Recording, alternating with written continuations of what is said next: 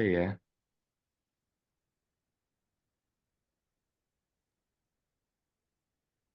Baik, ya, kita mulai dengan video terlebih dahulu.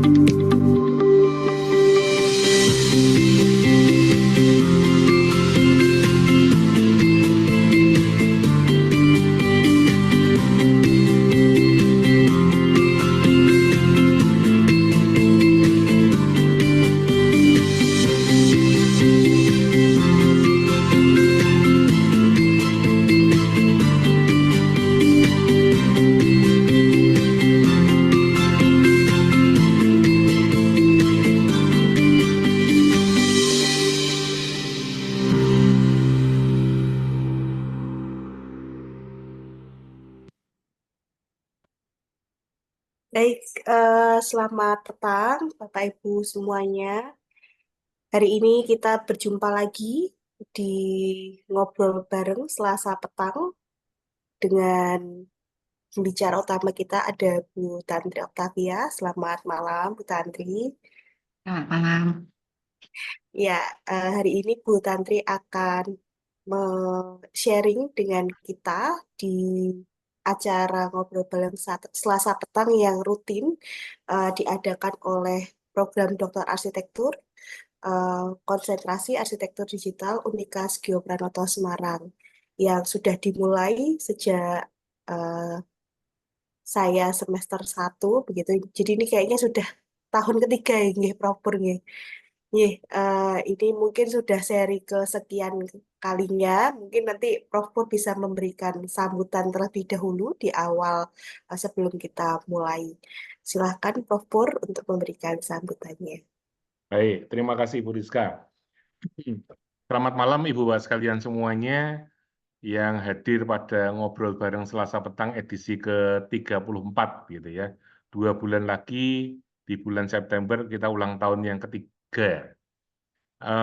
Selamat malam Bu Tantri sebagai pembicara utama pada penelitian ini.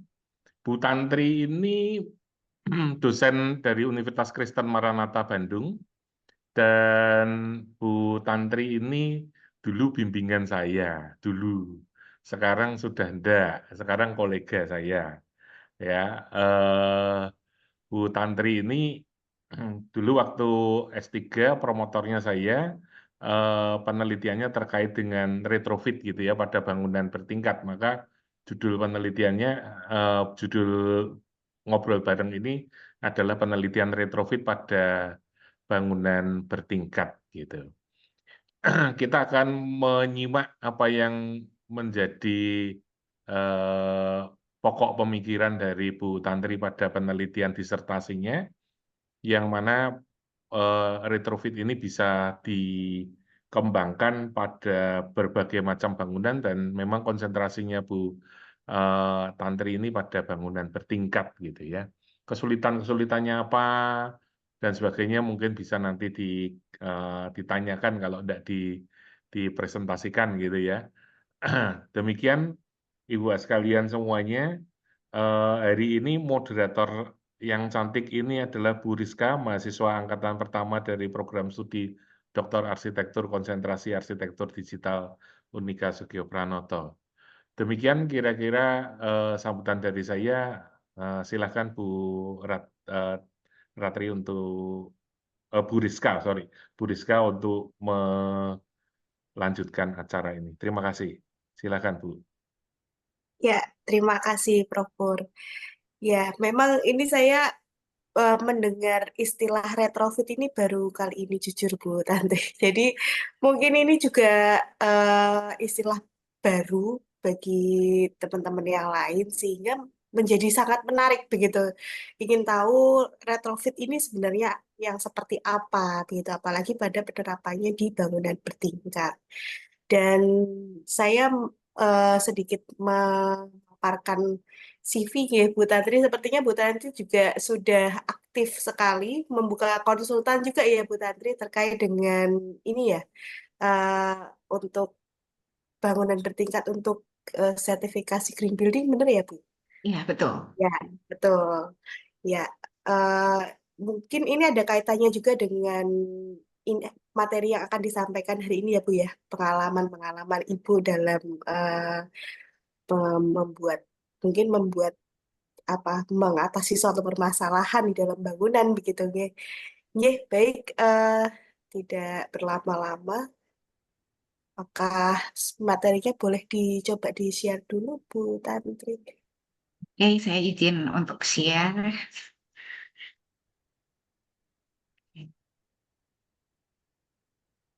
Sudah terlihat?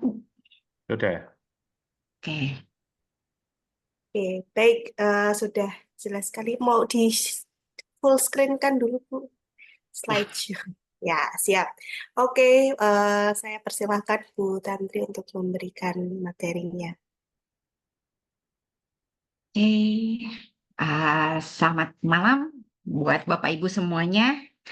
Terima kasih buat Prof. Pur yang memberikan kesempatan saya untuk sharing di sini. Mungkin ini adalah pengalaman saya melakukan penelitian disertasi saya mengenai retrofit bersama bimbingan Prof. Pur. Ya, mungkin saya ada kekurangan atau ada sedikit kesalahan yang Bapak Ibu bisa menambahkan. Uh, Terima kasih. Saya akan mulai. Ini sebelumnya, seperti yang Ibu Rizka katakan, banyak orang bingung dengan kata-kata retrofit. Sebenarnya retrofit ini adalah istilah yang sudah cukup lama. Jadi kalau saya googling gitu, ternyata retrofit ini sudah banyak sekali dilakukan sejak zaman dulu, terutama pada bangunan-bangunan yang sifatnya bangunan penting atau bangunan yang bersejarah, terutama kalau kita dengar kayak di Eropa, seperti bangunan-bangunan yang memang sudah dilindungi oleh negara itu kita biasa meretrofit. Meretrofit itu banyak sekali aspeknya. Nah, di sini saya mulai dari kebingungan istilah retrofit. Ternyata retrofit itu sudah ada bahasa Indonesianya yang mungkin di telinga kita juga cukup asing gitu kata-katanya, yaitu pengubah suaian. Ini disampaikan oleh almarhum Prof. Arif yang menyatakan bahwa di sini kita sudah ada retrofit itu di dalam Permen PUPR tahun 2021. Jadi seharusnya retrofit atau pengubah suaian ini tidak akan lagi menjadi asing bagi kita karena pengubah suaian ini sudah menjadi suatu keharusan di dalam satu ketetapan untuk memperpanjang izin penggunaan bangunan gitu.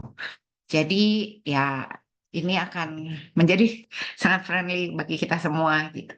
Jadi kalau dari peraturan Permen PUPR, jadi pengubah suaian itu adalah penyesuaian kinerja bangunan gedung yang telah dimanfaatkan agar dapat memenuhi persyaratan bangunan hijau. Ini yang saya ambil kalau berdasarkan dari Permen PUPR.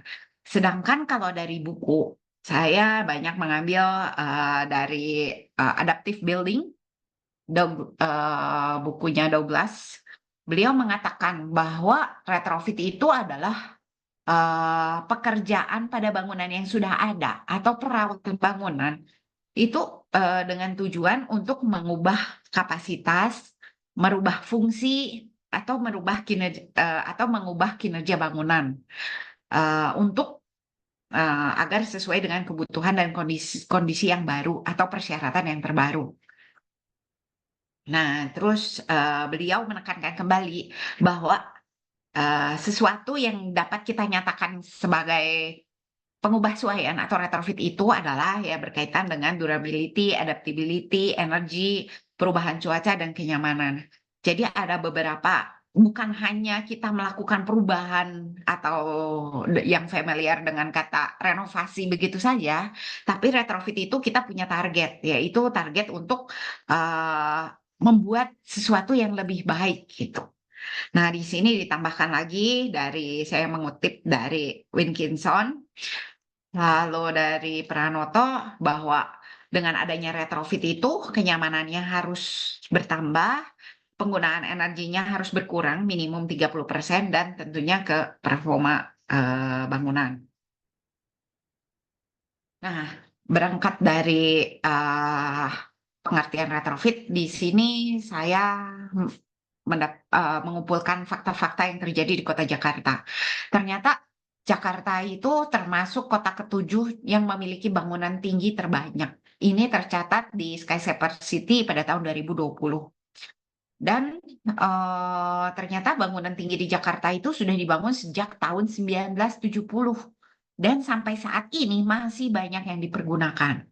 Jadi singkat kata, bangunan-bangunan tinggi yang sudah cukup tua gitu, masih ada sekitar 65 bangunan tinggi dengan fungsi kantor. Belum termasuk fungsi lainnya seperti apartemen dan yang lainnya.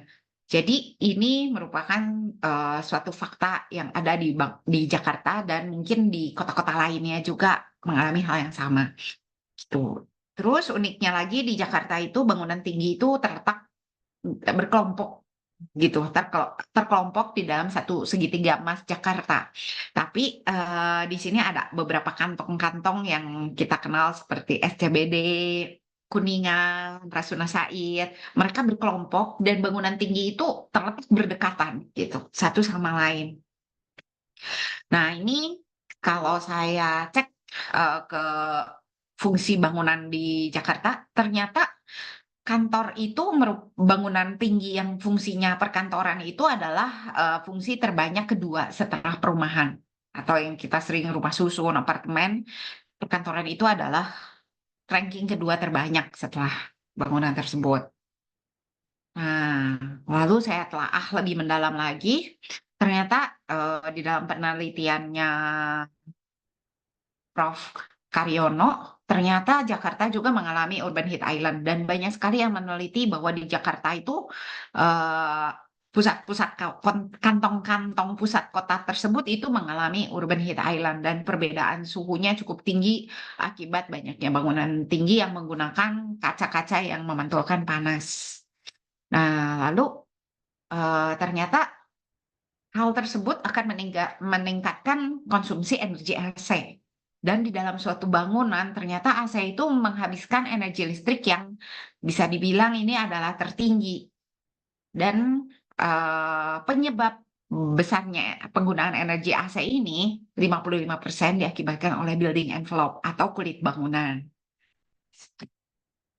Nah, terus saya mengumpulkan data tentang retrofit yang sudah pernah dilakukan di Jakarta. Ternyata ini hanya beberapa bangunan dan sebenarnya sudah lebih banyak lagi dari ini. Nah, ini adalah beberapa bangunan yang sudah melakukan retrofit di Jakarta. Ini yang saya kumpulkan adalah bangunan tinggi yang dengan fungsi perkantoran. Nah, ini salah satunya gedung BRI 1 di Sudirman. Ini berdiri sudah cukup lama, sejak tahun 70-an, dan ternyata sudah dilakukan retrofit. Retrofitnya ya dia mengubah fasad karena dari aspek komersial atau pemilihan biasanya beralih fungsi kepemilikan gedung, mereka ingin mengganti fasad. Nah, seperti yang di Mayapada Tower di bagian bawah, ini karena alih kepemilikan, akhirnya mereka mengubah kulit bangunan. Lalu gedung HDI ini salah satu bangunan yang cukup tua sekali. Dia hanya melapisi fasad yang sudah ada untuk mengganti karakteristik gitu dari pemilik bangunan yang sebelumnya. Nah, yang terakhir ini adalah retrofit yang dilakukan di Gedung Sampurna Strategik. Gedung Sampurna Strategik ini bisa dikatakan retrofit yang cukup berhasil karena berkali-kali melakukan retrofit dan akhirnya mendapatkan sertifikat predikat gold dari GBCI gitu. Dan ini tidak semua retrofit yang dilakukan itu berhasil, tapi ada yang malah dengan adanya retrofit ini menimbulkan masalah baru. Contohnya di gedung BRI 1 ini, saya survei ke sana, ternyata dia sistemnya seperti bungkus kado gitu. Dengan fasad yang udah ada, dia hanya melapisi material baru di atasnya, langsung ditimpa. Akibatnya di dalamnya jadi lebih gelap. Lalu di antara dua material yang dia tumpukan, akibatnya di situ ada panas yang terkurung dan akhirnya menembus ke dalam gedung. Jadi dengan perubahan fasad ini yang tadi dikatakan teorinya dari Douglas itu harusnya jadi lebih hemat, lebih nyaman, lebih. Ternyata di sini tidak ada kelebihan itu tidak dinikmati, bahkan malah akan menimbulkan masalah-masalah baru di dalam gedung ini. Nah, terus saya sebelum memastikan bahwa panas dan energi di dalam gedung itu akibat selubung, saya melakukan penelitian awal sebelum melakukan penelitian selubung. Saya menggunakan ini software Environment. Saya ingin tahu bahwa besarnya panas yang masuk ke dalam bangunan ini memang karena kulit bangunannya atau karena memang gedungnya saling berdekatan dan panas itu terpantul satu sama lain yang akibatnya urban heat island itu. Jadi saya memastikan, jadi saya membuat simulasi yang pertama itu apakah benar panas oleh urban heat island. Simulasi kedua saya memasukkan material fasad untuk membuktikan panasnya dari fasad. Lalu setelah saya melakukan simulasi ini, bisa dilihat di tabel-tabel ini di simulasi 1 dan simulasi kedua, ternyata angkanya hanya terpaut sangat sedikit antara hasil simulasi 1 dan kedua. Ini adalah angka penggunaan energinya. Jadi hanya berbeda sangat sedikit. Di sini juga apabila dilihat lebih mendetail, ternyata hanya panas yang masuk ke dalam bangunannya itu sama, hanya prosesnya berbeda. Jadi ketika kita melibatkan bangunan sekitar, panasnya yang masuk ke dalam bangunan itu lebih ke arah konduksinya. Sedangkan kalau kita tidak melibatkan bangunan sekitar, itu lebih kepada radiasi atau panas matahari yang langsung. Tapi secara keseluruhan serupa, angkanya tidak berbeda jauh. Lalu jadi ini saya membuat percobaan di gedung BRI ini yang tadi, yang telah melakukan retrofit. Kebetulan bangunan sebelah-sebelahnya juga umurnya dibangun sekitar tahun 90-an dan sama-sama menggunakan kaca yang lagi tren pada zamannya itu. Jadi kaca-kaca yang mengkilap dan memantulkan panas gitu. Dan ternyata hasilnya itu hasil pemantulan panas di antara gedung itu tidak cukup signifikan karena menghasilkan total panas di dalam gedung yang hanya berbeda sedikit. Lalu saya coba lagi gitu. Saya coba lagi menggunakan parametrik Ladybug. Di sini softwarenya saya memperhitungkannya menggunakan Energy Plus. Saya membuat percobaan yang sama di area tersebut karena ada kemungkinan ketika bangunan-bangunan tinggi itu berjajar, matahari bergerak, berarti akan ada keuntungan yang akan kita dapat, yaitu pembayangan. Harusnya kalau ada bayangan-bayangan dari tetangga, kita energinya lebih sedikit.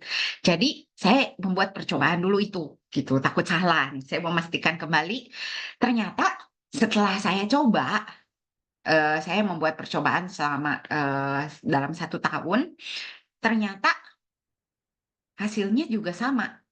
Sorry, bukan sama, tapi tidak berbeda secara signifikan. Perbedaannya sangat sedikit. Dan itu pun perbedaan yang terjadi juga hanya pada bulan-bulan tertentu dan itu hanya sedikit. Ini yang saya beri tanda warna hijau. Jadi di dalam 1 tahun perbedaannya itu hanya 1, 2, 3, 4, 5, 6. Hanya 6 gitu. Dan itu berbedanya juga sangat sedikit. Jadi di sini saya memutuskan bahwa bangunan sekitar atau lingkungan itu tidak begitu signifikan menambahkan panas ke dalam gedung. Berarti di sini yang dalam tanda kutip memberikan masalah cukup besar itu adalah si fasad bangunannya gitu. Di sini dari itu saya baru memulai penelitian saya, yaitu mengenai retrofit. Saya fokuskan kepada fasad bangunan karena retrofit ini bisa dikerjakan oleh banyak bidang keahlian. Bisa dari ME, karena berkaitan dengan kinerja bangunan, bisa dari structure, dan banyak faktor lainnya yang saling berkaitan. Jadi di sini supaya dari saya meninjau dari kacamata arsitektur, jadi saya melakukan simulasi fasad bangunan untuk meretrofit. Nah, di sini tujuan dari retrofit sendiri itu untuk sustainability. Jadi ketika kita meretrofit itu lebih dalam tanda kutip lebih green dibandingkan kita menghancurkan bangunannya dan membuat bangunan yang baru. Jadi ini sangat kata-kata retrofit ini sangat baik untuk kaitannya ke keberlanjutan atau sustainability. Nah, ini penelitian yang saya lakukan. Kenapa fasad? Karena fasad itu sangat berkaitan dengan suhu iklim mikro, kenyamanan termal, kenyamanan efisiensi kinerja bangunan, energi pada bangunan, panas yang masuk ke dalam bangunan, dan di sini juga ada bahwa retrofit fasad itu idealnya dilakukan pada bangunan yang telah berdiri minimum 20 tahun. Gitu. Oke. Nah, ini sorry. Ini saya mengambil kata-kata dari Ken Yang dan Suo Fujimoto yang mengatakan bahwa bangunan itu harusnya regionalisme, kontekstualisme gitu. Terus ada permasalahan yang disebut interconnectedness. Jadi hubungan antara si kulit bangunan dengan dalam bangunan itu terjadi ketidaksinkronan. Jadi sehingga menimbulkan masalah-masalah seperti ini. Gitu. Jadi saya meneliti lebih mendalam mengenai retrofit fasad. Nah, ini simulasi yang saya lakukan. Saya meneliti pada kedua bangunan yang umurnya kurang lebih sama, dibangun pada tahun 90-an. Jadi gedung BRI 2 di Sudirman, Jakarta, dan gedung Sampurna di Sudirman, Jakarta, ini memiliki denah terpusat yang hampir sama perbandingan denahnya. Lalu ini memiliki arah hadap sinar matahari yang sama. Jadi gedung ini tepat berhadap kurang lebih berseberangan gitu satu sama lain. Nah, cuma bedanya yang satu gedung BRI 2 ini belum pernah melakukan retrofit, sedangkan Sampurna ini sudah 3 kali melakukan retrofit. Jadi saya membandingkan kedua gedung ini, lalu saya melakukan simulasi dengan perubahan-perubahan fasad. Gitu. Di sini saya melakukan 8 simulasi. Jadi yang pertama saya merubah persentase jendela dengan dinding. Yang kedua saya mencoba mengganti material dinding. Yang ketiga merubah material kaca. Yang keempat menambahkan sirip vertikal. Yang kelima menambahkan sirip horizontal. Yang keenam sirip horizontal dan vertikal atau sirip gabungan. Yang ketujuh menambahkan double skin fasad, dan yang terakhir adalah mengkombinasikan semuanya. Jadi saya di sini meneliti ingin mengetahui kalau ingin melakukan retrofit pada bangunan tinggi kantor ini, itu yang paling optimum itu yang mana dan perbandingannya harus berapa gitu. Nah, itu saya ingin meracik itu semua untuk mempermudah arsitek. Oh, saya harus ini. Oh, saya itu untuk menghasilkan berapa perubahan energi yang dibutuhkan.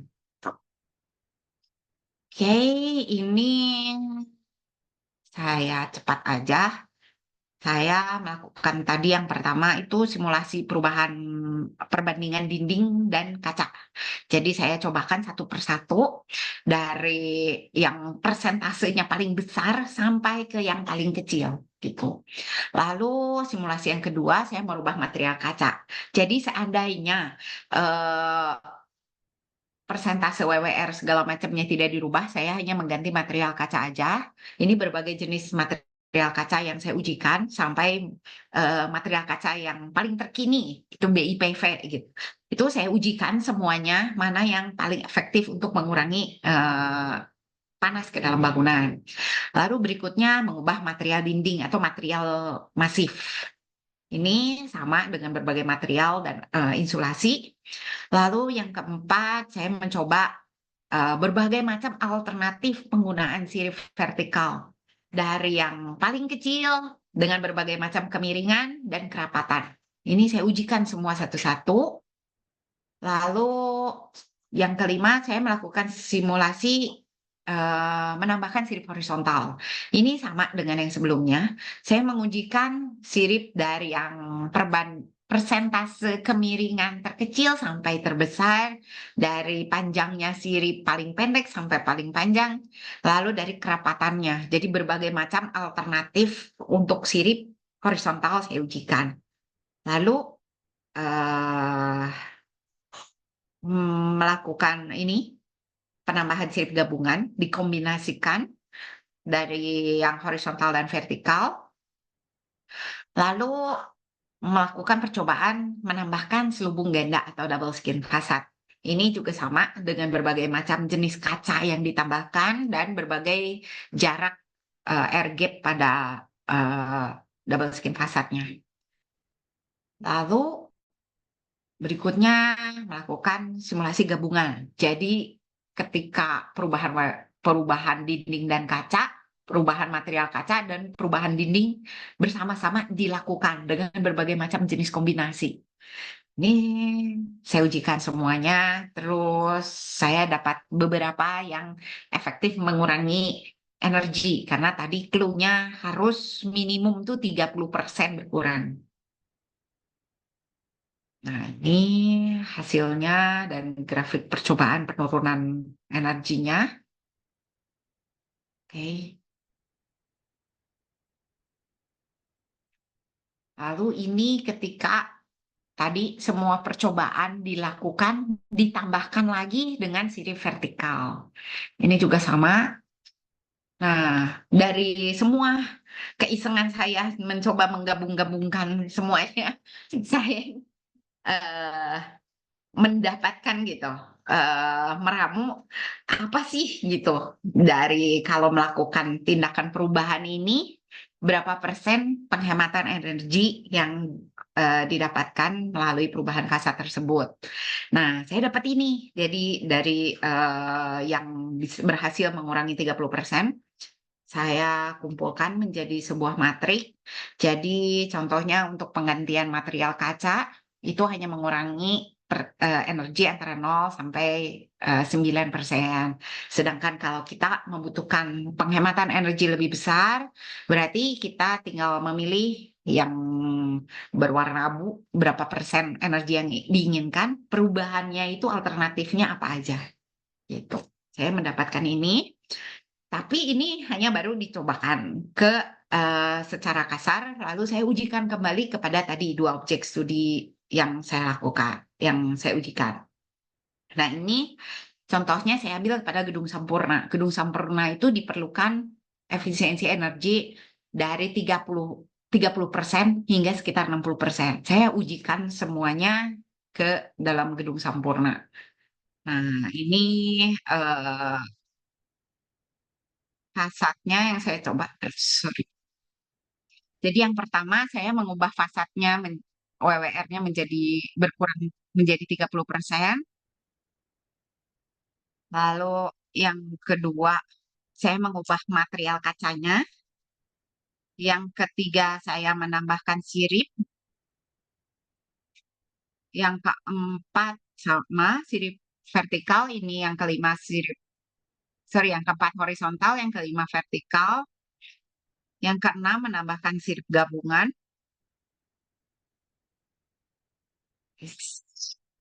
Yang ketujuh double skin fasad. Yang kedelapan merubah WWR dan kaca. Yang kesembilan merubah WWR material kaca dan menambahkan sirip horizontal. 10 sama, hanya berbeda di WWR material kaca dan siripnya. Oke, dari situ saya hitung kembali untuk make sure bahwa matriks yang pertama saya buat itu memang setelah diterapkan kepada bangunan itu sesuai. Nah, lalu saya memperhitungkan tadi dengan menggunakan OTTV dan menghitungkan cooling load-nya. Nah, dari sini ternyata dari 10 simulasi yang saya lakukan, yang saya ambil 10, jadi 10 percobaan secara acak dari matriks yang saya buat, ternyata simulasi yang ketujuh ini adalah yang nilai penghematan energinya paling besar, yaitu di 63%. Nah, saya hitung ternyata jadi ketika menerapkan perubahan fasad yang saya lakukan, di sini dibuktikan bahwa beban pendinginan gedungnya sudah berkurang cukup besar, yaitu berkurang sekitar 32%.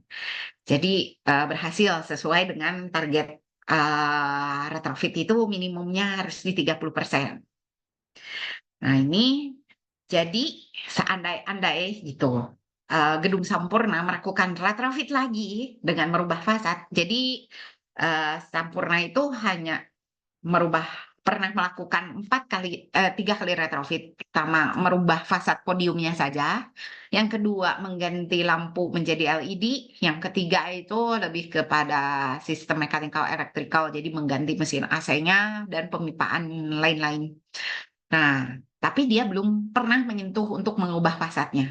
Jadi saya perhitungkan jika Sampurna melakukan perubahan pada fasad, Sampurna akan mendapatkan penghematan lagi ditambah sekitar 19% gitu. Asal melakukan yang tadi sesuai dengan simulasi yang ketujuh. Tuh yang saya cobakan kepada Gedung Sampurna. Lalu saya cobakan lagi kepada Gedung BRI 2. Sama, tadi karena Gedung BRI 2 itu energi yang dipergunakan lebih banyak, saya memilih yang di kolom F untuk penghematannya sekitar 60%. Nah, ini Gedung BRI 2 saya simulasikan. Simulasi yang pertama merubah WWR, yang kedua menambahkan double skin fasad, yang ketiga tadi yang keempat ini menambahkan sirip gabungan. Yang kelima menambahkan sirip vertikal. Nah, itu tadi saya melakukan 5 simulasi untuk Gedung BRI. Nah, lalu saya bandingkan kembali besarnya penghematan yang saya aplikasikan kepada Gedung BRI dan Gedung Sampurna. Nah, ternyata dari percobaan yang dilakukan, Gedung BRI itu berhasil mengurangi beban pendinginan gedung itu sebesar 62%. Karena memang sebelumnya besar sekali. Terus yang kedua, Gedung Sampurna berhasil mengurangi 55%. Ini penerapan dari dari matrik yang saya temukan. Nah, jadi hasil dari penelitian saya yaitu optimasi retrofit arsitektur fasad berkaitan dengan efisiensi energi AC itu ini gitu. Jadi saya menghasilkan dari penelitian itu saya menghasilkan sebuah matrik yang bisa dipergunakan untuk para arsitek yang mau mendesain retrofit fasad gitu. Dan dari sini disimpulkan bahwa dari semua tindakan retrofit fasad yang dilakukan itu yang paling efektif, yang paling optimal itu adalah menggabungkan satu sama lain gitu. Tuh, nih. Nah, ini cara menggunakannya gitu. Jadi ketika ada bangunan lain yang ingin melakukan retrofit bisa menggunakan matriks ini dengan cara, nah ini perlu ada penyesuaian dulu karena saya ada luas bangunannya, tiap bangunan pasti berbeda, tinggi bangunan pasti berbeda. Jadi di sini untuk menyesuaikan matriks yang saya lakukan itu perlu dibagi konstanta ya. Jadi luas per lantai bangunannya itu harus dibagi dulu 150 meter persegi, baru bisa menggunakan matriks ini. Oke, ya, terima kasih. Terima kasih Bu Tantri, materinya luar biasa menarik ini. ternyata eh, uji cobanya banyak sekali ya Bu Tantri. Ada yang Iya. Sampurna mencapai berapa kali simulasi tadi? Hampir 10 ya? 9 atau 8. Sebenarnya kalau ngitung banyaknya itu hampir 3.000. Oh, waduh. 3.000 simulasi, tapi yang Iya. diterapkan kepada bangunan itu 10 dan 5 gitu. Oke, 10 dan 5. Itu kan eh kenapa kok berbeda Bu Tantri? Ininya jumlah yang disimulasikan. Ya, itu karena benar. Karena yang di gedung BRI itu energi yang dipergunakan di existingnya itu sudah sangat besar. Oh, Jadi oke deh. saya hanya ngejarnya yang 60% penghematan. Sedangkan Sampurna dia sudah tergolong ke dalam gedung hemat energi. Jadi saya mencoba berbagai alternatif. Jadi kalau penghematannya sedikit 30% berapa, kalau sampai 60% berapa gitu. Jadi supaya ada perbandingan. Gitu. Ya, istilahnya starting point-nya udah beda juga ya Bu Tantri ya. Ya, betul. Hmm. Karena kalau mau diteliti lebih lanjut, itu eh, apalagi kalau di proyek betulan itu sering Ya, bertanya ketika kita melakukan penghematan bisa menghemat AC sekian persen dibandingkan dengan perubahan yang saya lakukan, itu worth it nggak gitu. Mau ya, ya, biaya yang dikeluarkan untuk ya, retrofitnya sekian dan penghematannya sekian gitu. Apakah ya, itu bisa dilakukan tidak gitu. Jadi saya iseng gitu, saya coba dari yang kecil sama yang besar dan lalu terakhirnya saya bandingkan satu sama lain. ya. Berarti untuk memberikan advice yang lebih detail mungkin ya Bu Tantri ya. Jadi Bu Tantri menguji cobakannya dengan beberapa kemungkinan seperti itu nih. Ya. Iya, baik. Ini sebelum kita masuk ke sesi tanya jawab nih Bu Tantri, ini sepertinya sudah ramai di kolom chat. Ini tadi ada titipan dari Prof. Pur. Ada ini dulu, iklan sebentar. Prof. Pur, monggo Prof. Pur.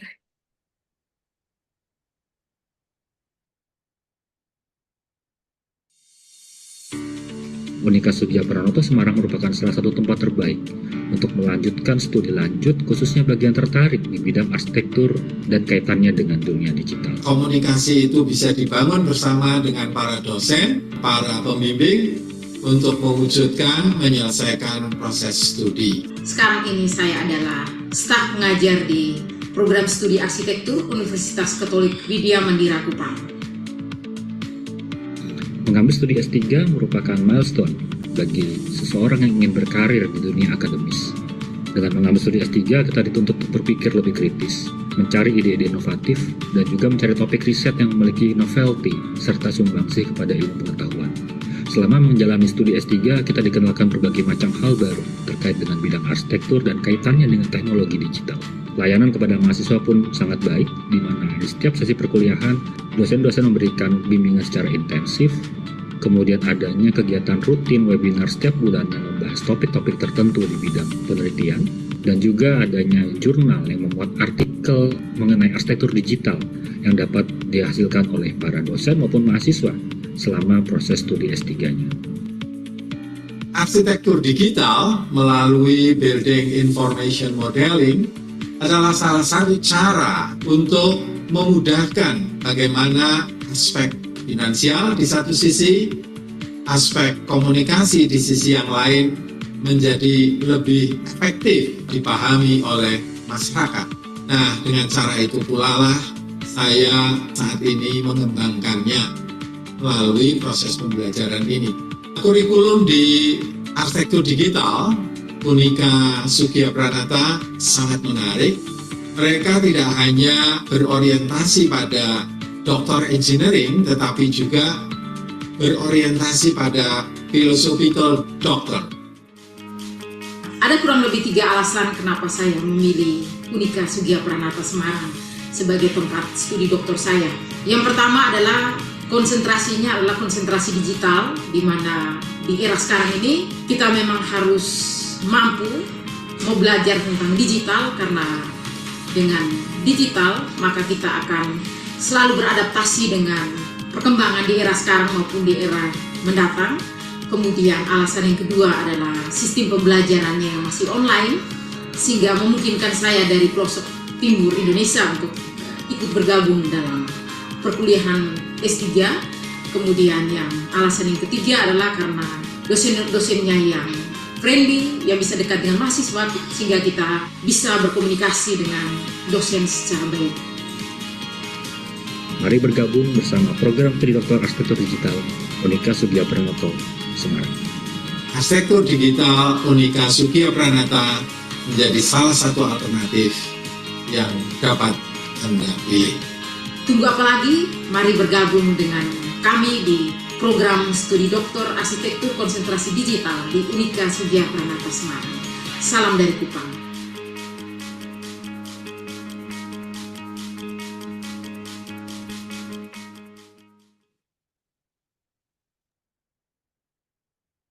Baik, terima kasih Prof. Pur.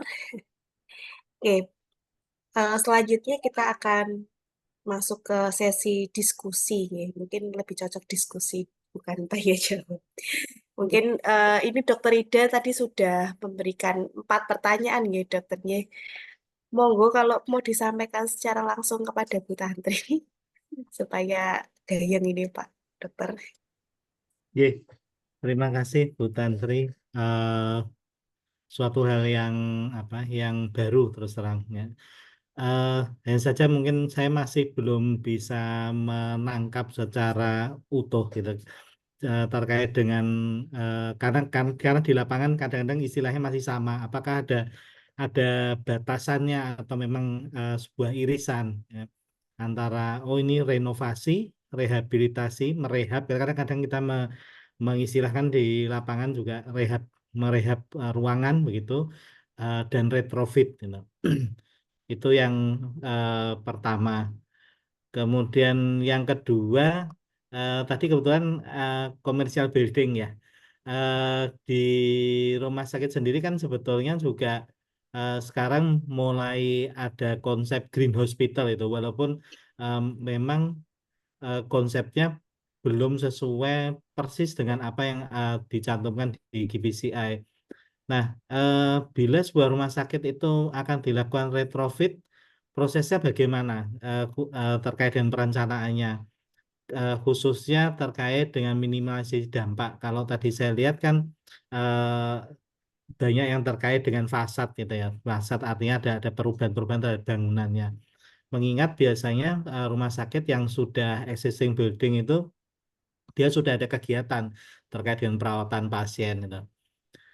Terus yang ketiga terkait dengan desain tadi kan itu ada semacam ya dari luar tanpa estetik, kemudian fungsi. Nah, fungsi ini bagaimana untuk menggabungkan itu, karena tadi yang gedung apa tadi yang BRI atau apa saya agak lupa, itu kan ternyata dia hanya seperti membungkus kado gitu tadi. Nah, berarti kan dia mungkin yang saya tangkap estetiknya mungkin dapat, tapi fungsionalitasnya yang kemudian masih belum sesuai dengan harapan.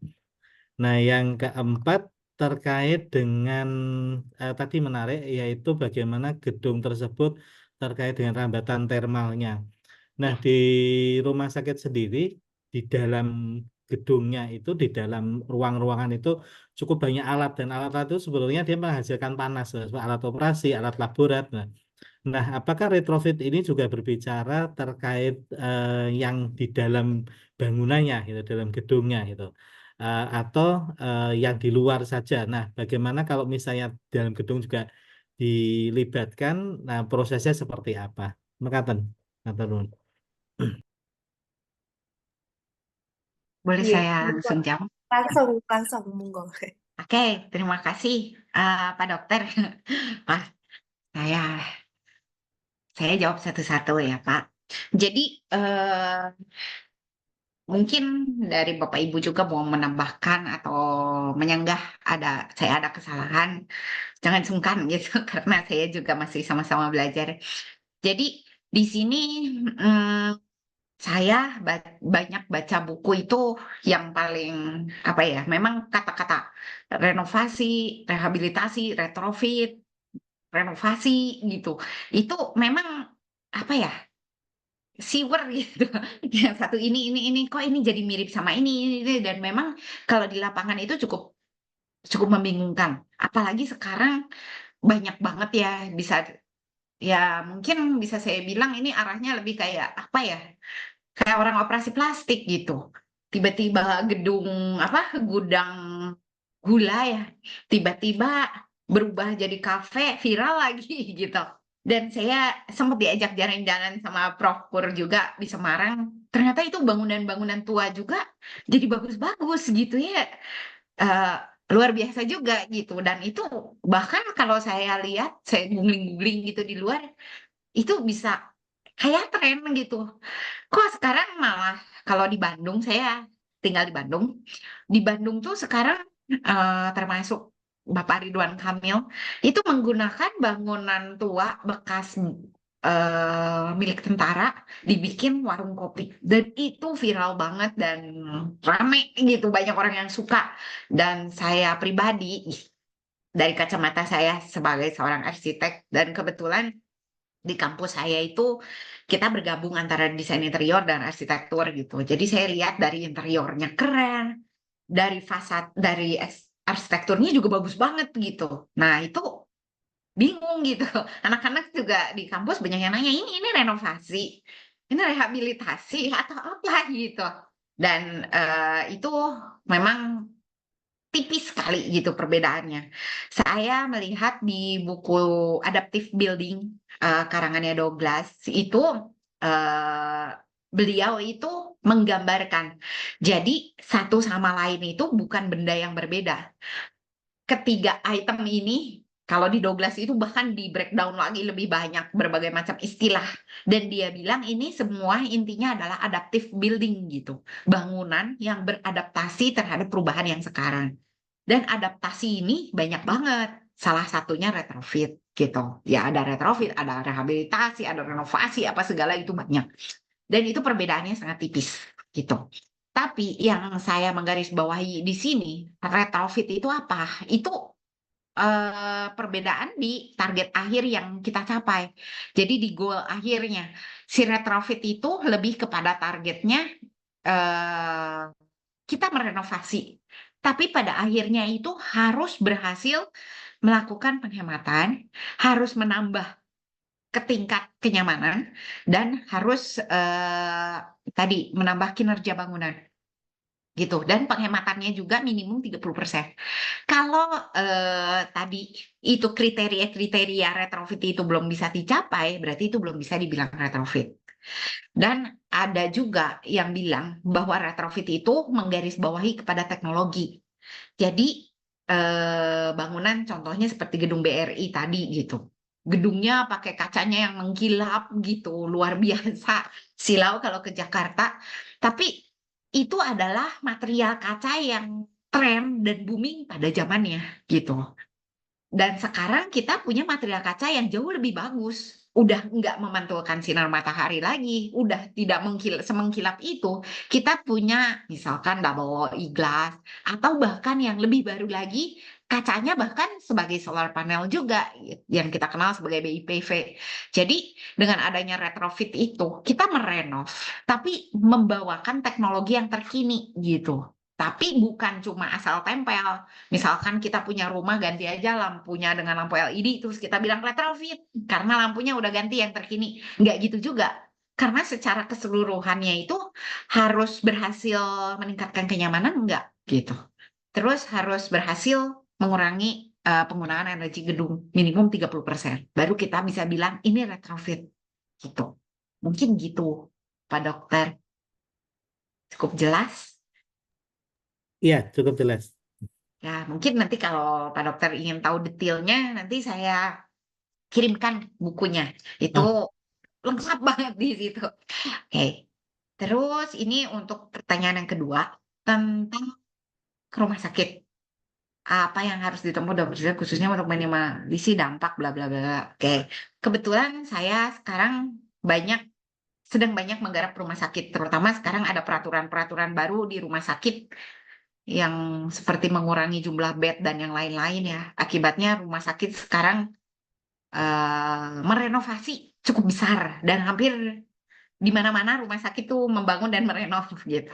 Nah, kalau menurut saya, seperti pengalaman saya di Bandung yang udah dilakukan merenovasi rumah sakit, itu memang yang bikin cukup sulit itu berkaitan dengan pasien yang sedang mempergunakan gedung gitu. Pasti ini kenyamanan terganggu pasti gitu. Dan memang di sini yang disebut retrofit, saya tegaskan bahwa retrofit itu tidak hanya melulu fasilitas bangunan, tapi bisa juga dari interior, bisa juga dari sistem. Sistem mungkin kalau lebih dekat dengan bahasanya Bapak Dokter, mungkin manajemen hospital gitu. Dan kita menambahkan seperti kita ketahui sekarang di rumah sakit dengan adanya digitalisasi, itu perubahan dari segi manajemennya juga berubah banget. Nah itu bisa dibilang juga itu retrofit gitu. Jadi dengan adanya teknologi, dengan bisa kita daftar melalui web, melalui aplikasi, itu adalah retrofit gitu. Tapi retrofitnya berkaitan kepada manajemen. Nah, itu akan merubah cukup besar sebenarnya dari rumah sakit. Pertama, dari yang area pendaftaran segala macam yang cukup besar itu jadi mengecil gitu karena kebutuhannya nggak terlalu sebesar dulu. Dan antrian yang nunggu segala macam itu perubahan kebutuhannya itu berubah sangat besar. Jadi mungkin kalau misalkan seperti yang udah dilakukan seperti di Rumah Sakit Boromius Bandung, itu memang ada beberapa area yang digeser gitu. Jadi kalau misalkan dia mau meretrofit di interior, dia geser gitu, geser-geser terpaksa tidak nyaman gitu. Terus kalau misalkan retrofit di bagian fasad, mungkin itu lebih minimum mungkin dari dampaknya, karena itu kita kalau dari fasad kita masih bisa bekerja dari luar, sedangkan retrofit di arah interior atau sistem itu pasti harus ada bongkar yang cukup mengganggu dari kenyamanan pasien. Mungkin itu karena ya cukup sulit sih kalau di rumah sakit gitu. Dan kalau tadi berkaitan dengan green design, sekarang rumah sakit menggadang-gadang green design, itu berdasarkan pengalaman saya sih, kita akal-akalannya sedikit-sedikit, Pak. Jadi kita coba yang paling minimum ya udah. Jadi kita nggak berani bongkar fasad, kita pasang aja double skin gitu. Jadi itu kan hanya di istilahnya kita bisa kerja di luar, datang ke lapangan tinggal tempel gitu. Nggak sampai harus bobok tembok apa yang debu yang sangat mengganggu itu. Arahnya ke double skin, terus kita mencobanya ke arah ventilasi alami, beberapa area kita buka, mulai memasukkan ventilasi, jadi mengurangi area AC, terus mulai kita memperbaiki sirkulasi udaranya supaya lebih baik dengan besaran-besaran bukaan, arah angin, jadi lebih kita kembali lagi ke natural gitu. Jadi kalau yang dulu itu rumah sakit tuh sempat trennya yang kaca semua ditutup, di dalamnya semua AC. Sekarang kita mulai gitu, kita tutup, kurangin panasnya, lalu kita buka-bukain sedikit-sedikit dari arah ventilasinya. Itu kalau pengalaman yang saya lakukan di Kota Bandung dan di beberapa daerah. Memang yang pengalaman saya pernah lakukan itu masih bisa dibilang bukan daerah padat ya. Beda kasus ketika rumah sakitnya ada di Jakarta. Kalau di Jakarta saya bilang ventilasi alami agak ngeri gitu kan. Malah polusinya lagi tinggi, buka kaca malah jadi batuk gitu kan. Nah itu mungkin harus disikapinya dengan cara yang berbeda. Tapi kalau saya rasa meretrofit fasad saja, hanya menambahkan sirip, hanya double skin, atau mengcover istilah tadi itu, membungkus aja dari luar, mungkin itu relatif aman. Tidak begitu mengganggu ke pasiennya. Terus yang berikutnya ini menggabungkan aspek estetika dan fungsional. Ya, betul Pak.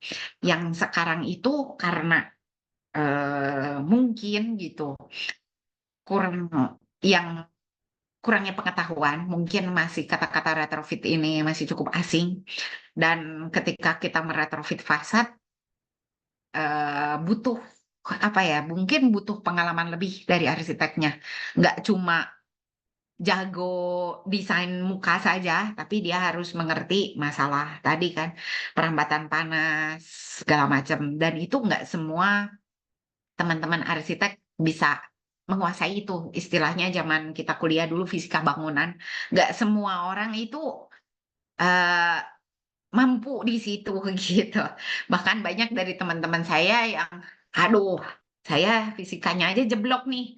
Kayak gini nggak ngerti di bagian konduksi transmisi panas dan yang lain-lain. Tapi dia desain fasadnya bagus.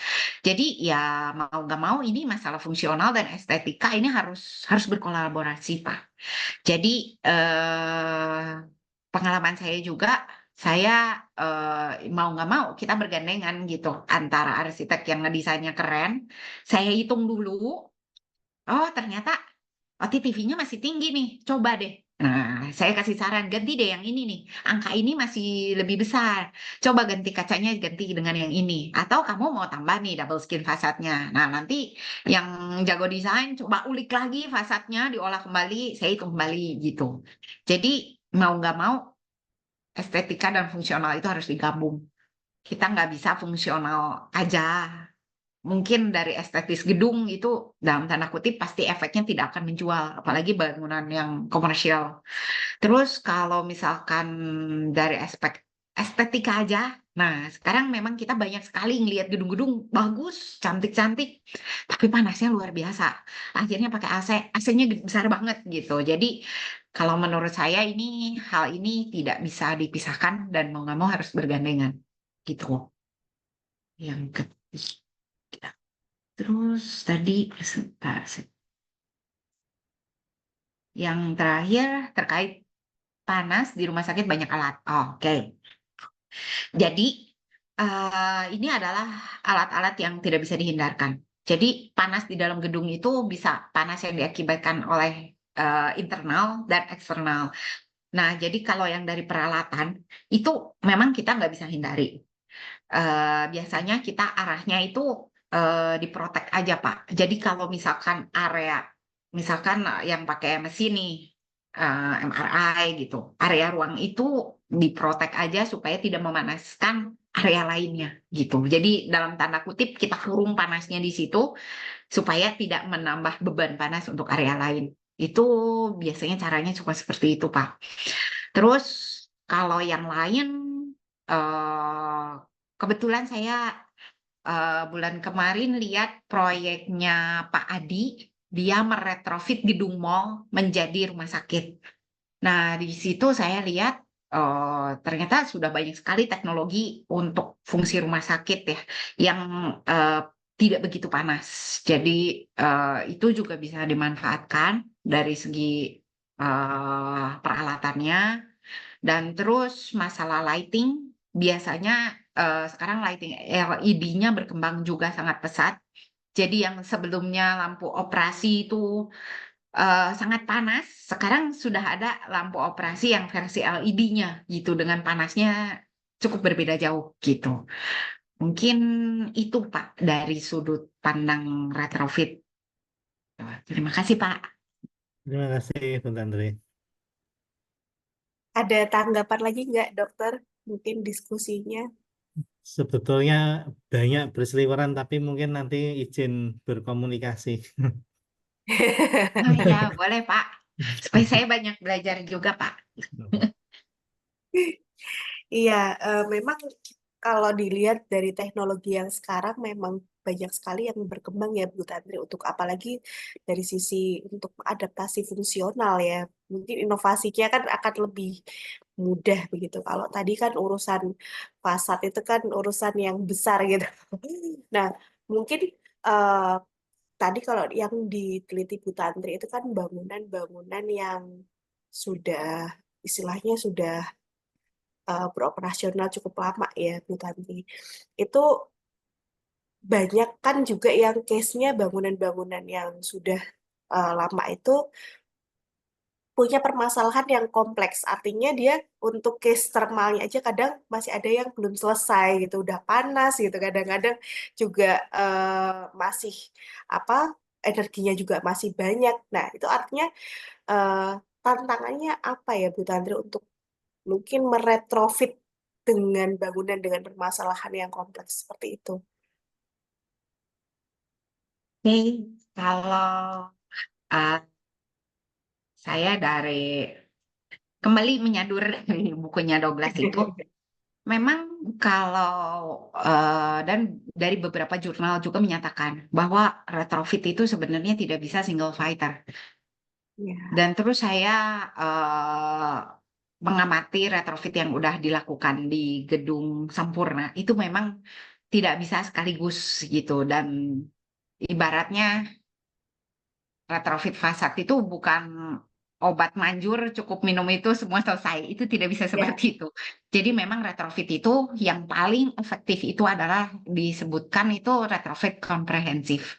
Jadi retrofitnya itu nggak bisa cuma fasad aja, tapi harus interior, apa semua itu bekerja secara bersama-sama. Harusnya Oke. seperti itu. Tapi kalau dari apa yang sudah saya teliti, memang yang sangat berpengaruh kepada energi paling besar itu adalah fasad. Jadi kalau kita goal utamanya ingin mengurangi energi, kita merubah fasad itu kita udah bisa menghemat, ngedrop energi cukup besar gitu dibandingkan dengan yang lain. Jadi kalau saran saya dari percobaan-percobaan yang saya lakukan, jadi sih sebaiknya suatu gedung ingin meretrofit, terutama kan sekarang dari peraturan PUPR semua harus retrofit. Jadi paling gampang itu memang kita pukul yang besarnya dulu. Jadi kita retrofit untuk fasadnya dulu, karena itu mengurangi energi cukup besar. Setelah mengurangi dari fasad, nah baru masuk ke tahapan berikutnya, mungkin dari segi interior untuk masuk interferensi kepada lighting, mulai pencahayaan alami, jenis lampu dan teknologi lainnya itu dimasukkan, lalu baru masuk ke retrofit yang lainnya. Gitu, Bu. Oke, ya, baik ya. Ini monggo Bapak Ibu kalau mau mengajukan pertanyaan atau mau berdiskusi, sekedar mau menyapa Bu Tantri mungkin juga boleh gitu. Monggo dipersilahkan. Ya, ini ada Bu Handayani. Selamat malam Bu Handayani. Selamat malam Mbak Rizka. Selamat malam Mbak Tantri. Selamat malam, Bu. Ini saya jadi tergelitik. Building itu kan ditanam di satu kawasan ya. Misalnya di BRI itu daerahnya di dekat Semanggi kan. Ya. Jadi pasti banyak hijaunya. Ya. Kemudian kalau Sampurna itu agak sedikit lah daerah hijaunya gitu. Sementara kalau menurut saya retrofit itu sepanjang usia bangunan dipakai itu harus dilakukan gitu. Karena pastinya environment itu berubah, nggak ada environment nggak berubah gitu. Nah, adakah berkaitan dengan perubahan tersebut, adakah usia dari orang mau melakukan retrofit? Jadi misalnya bangunan ini sudah 20 tahun nih, dia sudah tidak berfungsi lagi. Itu masuk akal, misalnya pabrik gula jadi kafe gitu ya, pabrik gula jadi rest area gitu, itu di retrofit oke gitu.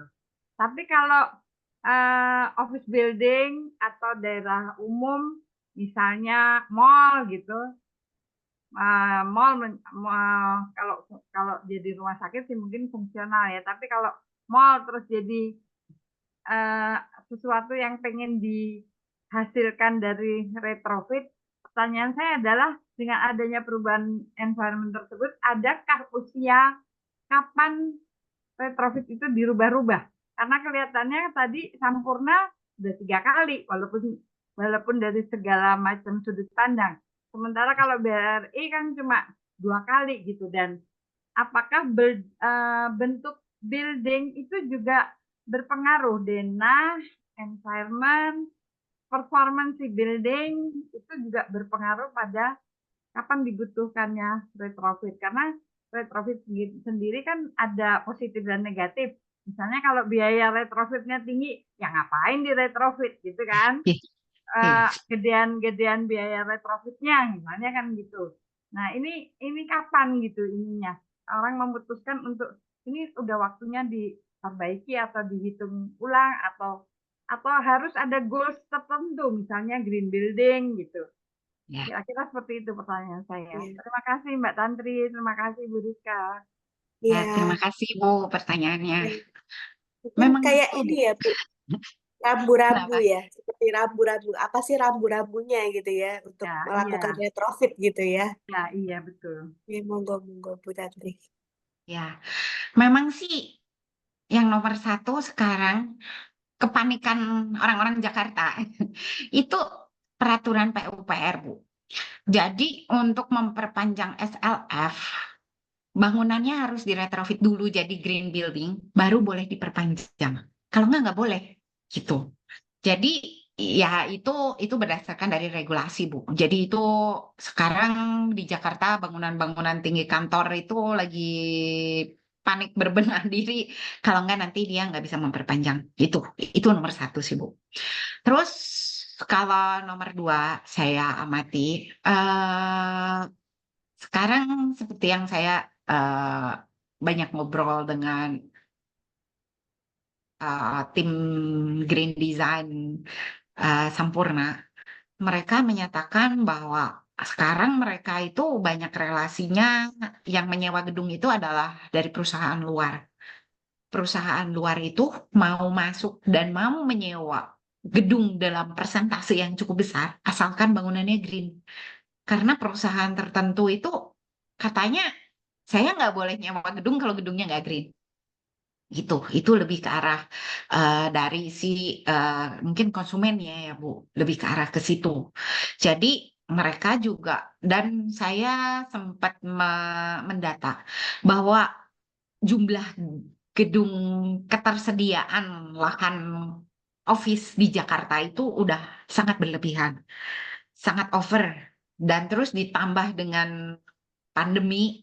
Orang sudah, kebetulan saya waktu itu lagi survei pas lagi top-topnya pandemi juga, itu luar biasa dampaknya. Jadi makin ke sini persentase keterisiannya itu semakin sedikit karena orang juga udah mulai terbiasa bekerja di mana-mana, online dari rumah dan yang lain-lain.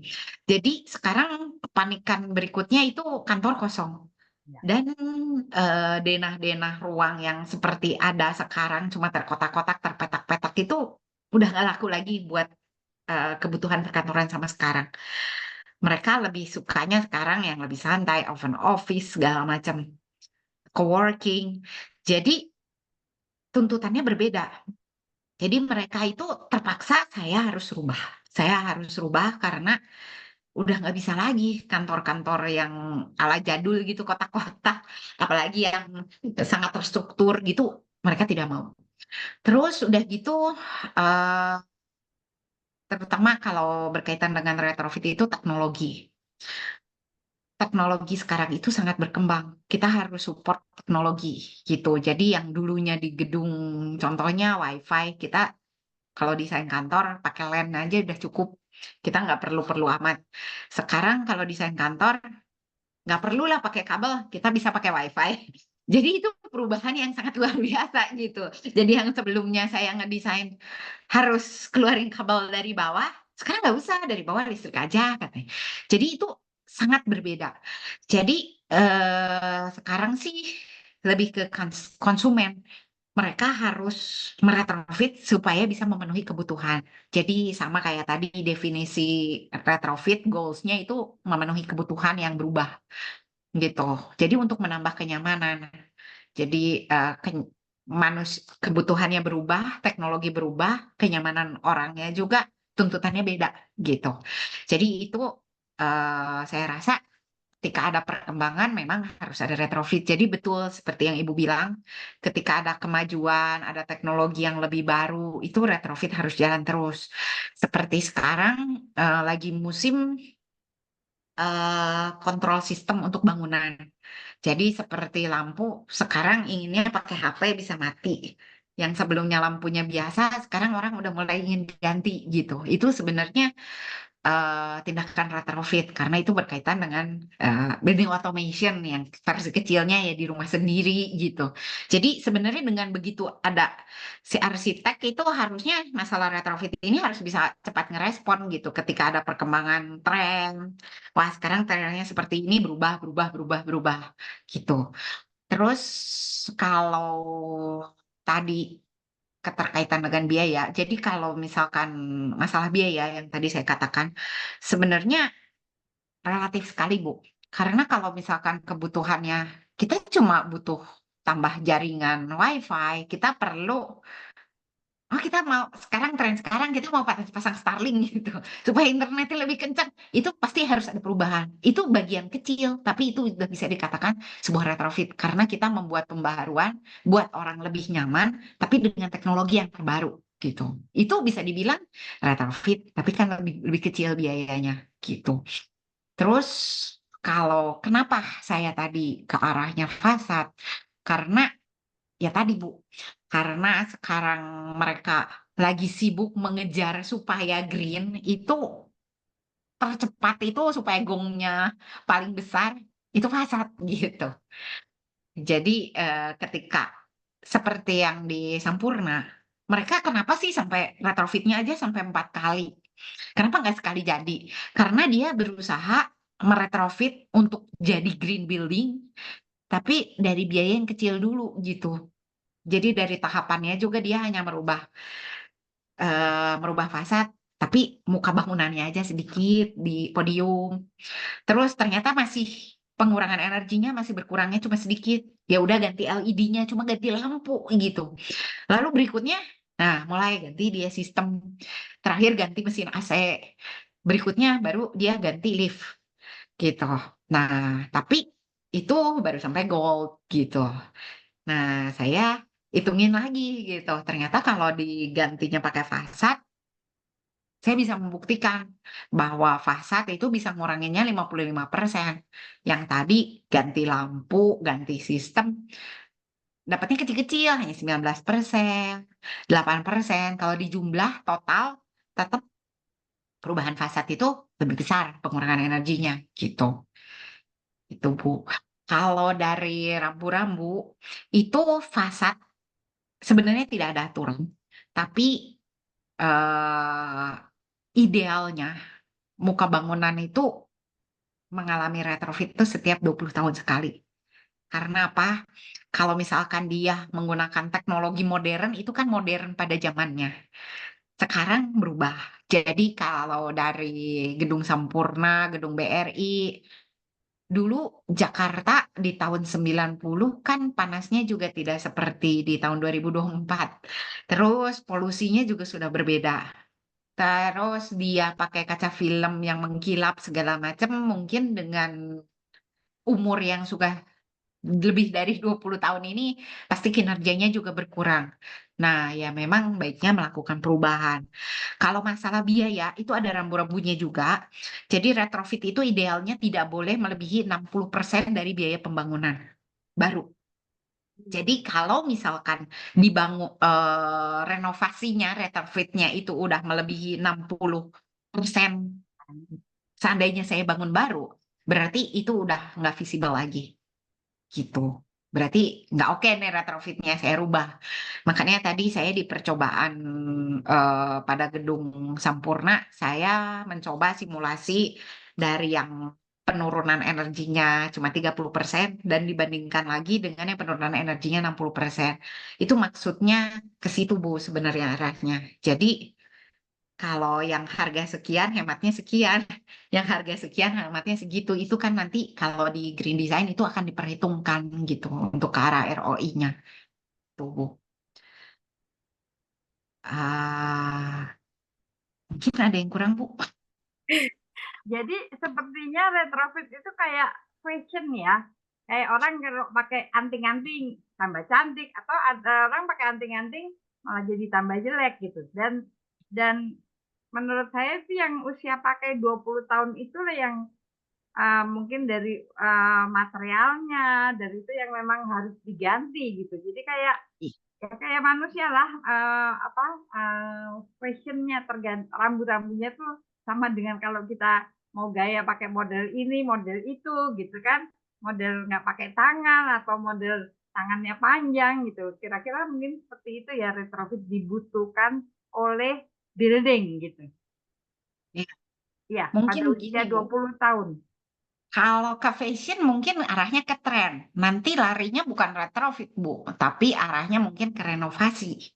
Oh. Ya, jadi ibaratnya kayak sekarang artis-artis pengen cantik operasi plastik, lagi musim hidung kayak orang Korea, itu fashion, Bu. Tapi mungkin kalau menurut saya retrofit itu ibaratnya kayak jadi terbawa-bawa dokter.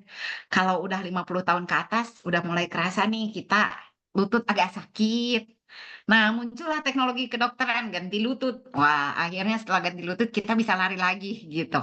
Jadi si lutut dengan teknologi terbaru, apalagi sekarang operasi lutut dengan robot. Nah, itu retrofit. Karena kita menggunakan teknologi yang terbaru untuk meningkatkan kinerja gitu, Bu. That's why disebut sebagai adaptif ya.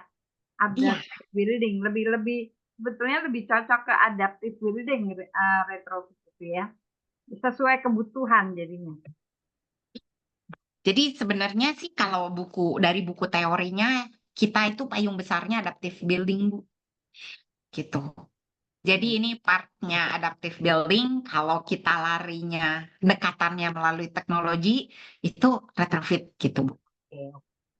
Oke, terima kasih Bu Tantri. Terima kasih, Bu. Nah, Terima kasih Bu Handayani atas pertanyaannya. Monggo kalau ada lagi yang mau diskusi dengan Bu Tantri. Ya, Pak Ardi. Suaranya belum terdengar Pak Ardi.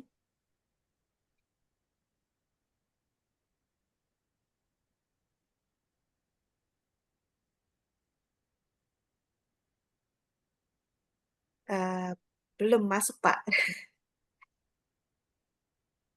Nggih. Kalau begini masuk. Sudah masuk Pak Ardi. Silakan Pak Ardi nimbrung Baik, terima diskusi kasih. malam ini. Wah, ini riset yang luar biasa ya, sampai 3.000 kali itu sampai dipilih hanya 10 dan 5 itu kan luar biasa. Artinya curiosity-nya sangat besar, sehingga fasad itu dirubah sampai tipenya sampai 10 macam ya, atau malah 11 macam itu yang ada, dari WWR-nya, ada pembuatan sirip, ada yang secondary fasad gitu ya. Itu saya kira bukan pekerjaan yang mudah ya untuk studi S3 gitu loh. Luar biasa. Tetapi penjelasannya juga itu retrofit itu ternyata aspeknya sangat luas daripada adaptive reuse ya.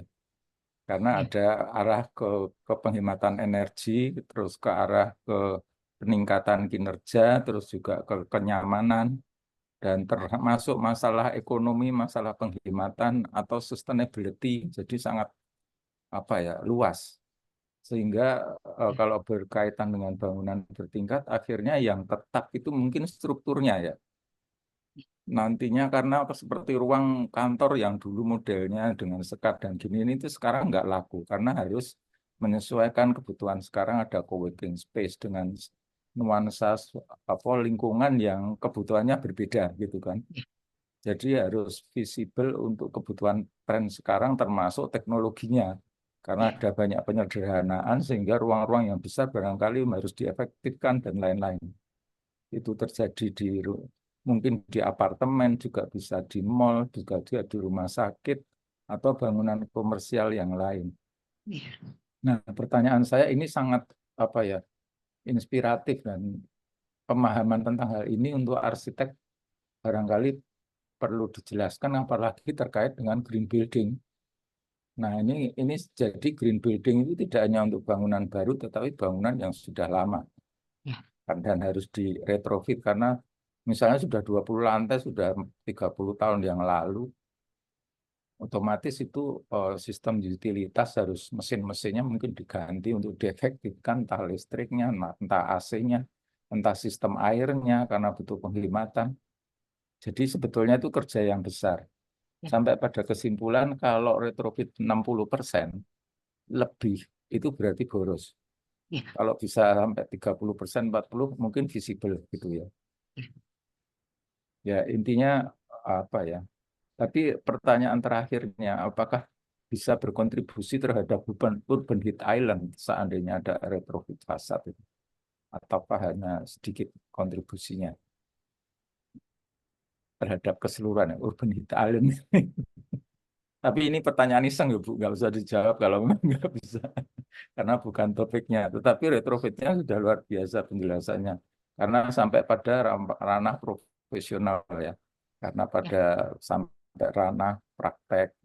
Ada yang mau jadi rumah sakit, kemudian ada tadi perubahan-perubahan macam-macam kantor jadi berubah ini dan lain-lain. Silakan Bu. Ya, terima kasih Pak. Saya sampai bingung jawabnya mulai dari mana. Saya itu pertanyaannya ya Bu ya. Sampai skala Kehilangan fokus. Sorry, pertanyaan iseng ya.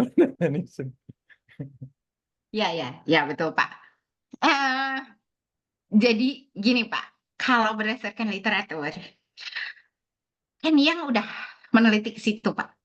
Jadi di bukunya Ken Yang terbaru, Ken Yang bilang, katanya percuma kamu membuat satu buah green building, tidak akan memberikan dampak pada kota.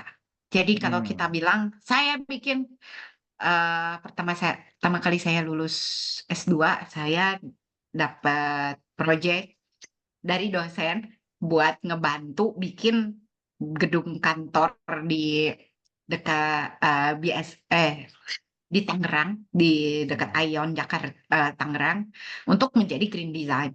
Nah, di situ saya dengar gitu, buat apa gitu? Kita berlomba-lomba supaya jadi ikon sebuah komplek perumahan, gedung itu dijadikan green design. Percuma, karena kalau yang bekerjanya sendiri itu tidak akan bisa membuat perubahan terhadap lingkungan. Terus katakan yang kalau ingin memperbaiki urban heat island, memperbaiki kualitas udara, memperbaiki keadaan yang gampang lah kota Jakarta saat ini, itu nggak bisa kita jadi green design sendirian atau beberapa bangunan aja. Harus diciptakan sebuah green infrastruktur, atau artinya kita harus ramai-ramai dulu jadi green, baru ada dampaknya. Itu seperti itu. Mungkin gitu Pak, karena saya juga belum coba Pak. Tadinya saya kepingin ngiseng, tapi kalau ngisengnya kebanyakan nanti saya nggak lulus dimarahin sama Prof nanti. Iya, saya tuh sebenarnya punya kepingin gitu. Sebelumnya saya sampai udah stop simulasi gitu, karena saya sebenarnya punya kepingin seandainya gitu sepanjang nggak usah banyak-banyak satu kota Jakarta, saya ingin membuktikan omongan Ken Yang gitu, nggak usah banyak-banyak kota Jakarta, seandainya sepanjang Jalan Sudirman saya edit semua fasadnya, terus saya coba tes lagi bener rubah nggak urban heat island-nya gitu, tapi keburu stop Pak. Nggak sanggup saya itu, cuma 60 gedung Pak. Cuma 60 gedung udah banyak banget. Ya, tapi sebenarnya sih sekarang dengan teknologi komputer yang oke gitu Pak, bisa dilakukan dengan cepat gitu Pak. Cuma kan ya. Tapi saya kira termasuk landscape perlu diurus, tidak hanya building, landscape sekitarnya kan berkontribusi. Ya, nah itu pernah diteliti juga Pak. Saya pernah baca jurnalnya dari Prof. Jatmika. Beliau memperhitungkan ketika luasan lantai permukaan tapak dengan luasan building fasad itu lebih besar luasan building fasad Pak. Jadi kalau di Jalan Sudirman aja satu komplek kalau dihitung yang landscape dengan yang berdiri ke atas, jumlah total luasnya itu lebih besar yang berdiri ke atas Pak. Yes, jadi katanya kalau dihitung-hitung Wah, kita adu nih. Kamu perbaiki tapak sama fasad, katanya lebih banyak fasad. Tapi saya belum buktikan, Pak. Ya, mungkin kalau fasadnya taman vertikal nambah gitu di situ mungkin ceritanya akan membantu lebih banyak juga. Ya, Seperti yang mungkin, Pak. diupayakan Singapura, tapi persoalannya hitung-hitungannya lebih rumit karena kontribusi penambahan air untuk penghidupan tanaman juga lumayan. Iya, Pak. Ya. Terus kalau yang pernah saya lihat, itu yang National Library Singapura, itu tanamannya Kenya nggak semuanya hidup, Pak. Oh ya, Yang atasnya malah jadi kering-kering, kayak kering kerontang, Pak. Tinggal tangkainya aja, gitu. ya. Itu sebuah idealisme yang butuh sustain, tapi ya butuh air banyak persoalannya. Ketika air banyak dibutuhkan, ya butuh listrik banyak soalnya. Ya, betul, Tidak Pak. seindah yang tampak. Iya, betul, Ya, Pak. terima kasih. Terima kasih Bu Kasih Tantri, ya. infonya menarik sekali. Ya, terima Gitu, kasih, Pak. Bu Rizka, terima kasih. Makasih Pak Ardianto. Bu Tantri mungkin suatu saat kalau keisengannya Bu Tantri terlaksana, mungkin mungkin kan kalau orang iseng itu biasanya melakukan apa yang dipikirkan gitu. Tapi Menekuni juga. menarik yang disampaikan Bu Tantri bahwa fasad itu luasnya lebih besar daripada Betul. area Iya, landscape ya. Itu betul. persoalan juga. Makin tinggi fasadnya, makin persoalannya makin besar juga. Betul. Karena matahari bergerak atau menimbulkan panas Iya. dan menyebabkan heat transfer di bangunan, tapi juga ada pantulan-pantulannya juga. Ya, Iya, mungkin kalau sudah terkaji oleh Bu Tantri nanti kita ajukan sebagai kajian ke PU ya, Bu Tantri ya. Sepertinya harus ditetapkan sebagai regulasi gitu. Sepertinya arahnya sudah mengarah ke kebijakan. Baik, ini tadi Terima udah kasih. ada Bu Irma yang dari tadi raise hand nih. Bu Irma, selamat malam Bu. Halo, selamat malam Ibu. Ya, Salam kenal. Iya, salam kenal Bu Irma. kenal. Silakan Bu siap Ibu Irma. Tantri. Siap. Terima kasih izin Bapak Ibu, luar biasa pemaparannya Ibu Tantri. Saya ingin bertanya begini Bu, pendapat Ibu terkait dengan POE (Post Occupancy Evaluation) terhadap retrofit ini. Seperti apa ya Bu? Apakah untuk melakukan retrofit pada bangunan ini perlu dilakukan terlebih dahulu POE-nya atau seperti apa pandangan Ibu? Terima kasih Bu Tantri. Terima kasih, Bu. Sepertinya memang harus, kalau dari yang Gedung Sampurna lakukan, itu memang harus dilakukan dulu, Bu. Apalagi terkait dengan memang goalnya menuju sertifikasi bangunan hijau, itu memang harus diperhitungkan dulu, Bu, sebelumnya. Karena kita harus apply-nya before and after, itu, Bu. Dan untuk menguji, terutama kalau kita dari pihak desainer ke owner, itu kita harus ada buktinya, hitung-hitung bahwa before and after-nya gitu seberapa besar, terus respon user juga sebenarnya harus diperhitungkan kembali gitu, Bu. Siap Ibu, terima kasih Bu Tantri. Ya, terima kasih. Oke, cukup ya Bu Irma. Pertanyaannya singkat tapi ini kayaknya berkaitan dengan teknis ya Bu Tantri. Iya. Betul, betul Bu.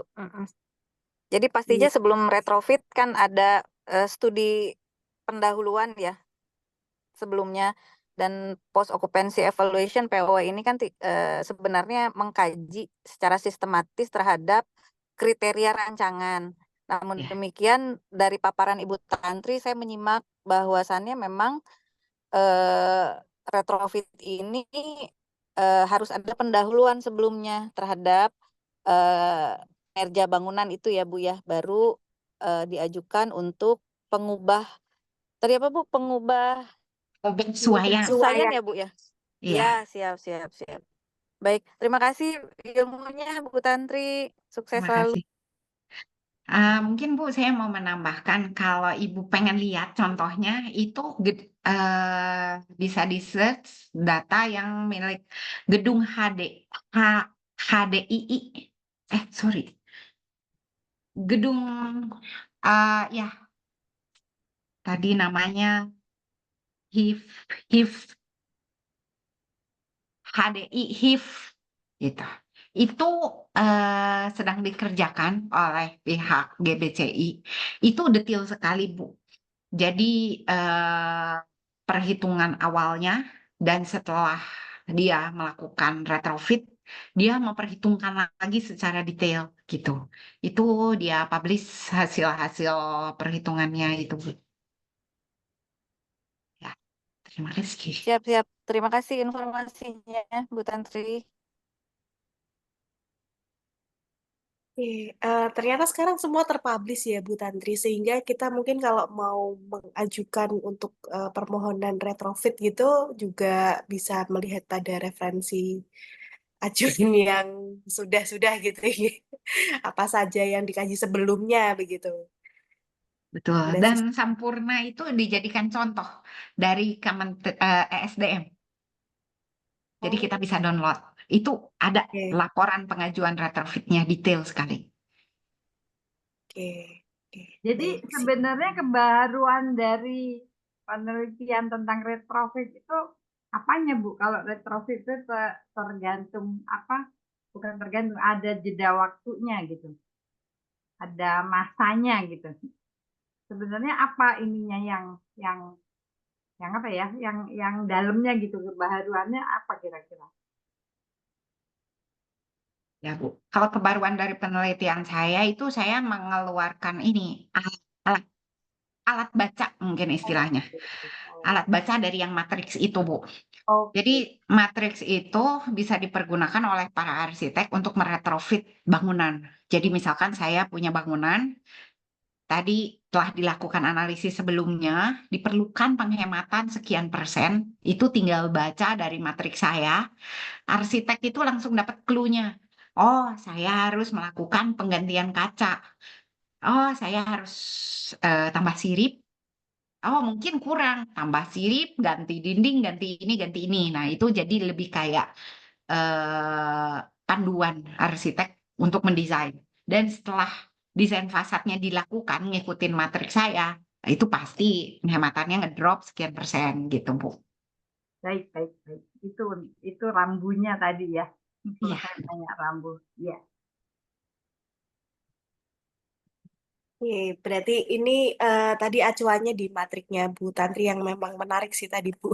Ya, Cuman iya. mungkin ada beberapa case ya, maksudnya kalau untuk benar-benar bisa mengamati matriks tadi, kalau tadi kan penjelasannya berdasarkan studi yang telah dilakukan Bu Tantri begitu. Mungkin ke depan pengembangannya sangat luas dengan matrik itu. Variabelnya banyak, Mbak. Iya, betul Bu Enda Banyak ya. banget variabelnya. Betul. Iya, betul banyak sekali. Baik, ini adakah lagi dari peserta yang ada di Zoom untuk melontarkan pertanyaan, diskusi kepada Bu Tantri, silahkan.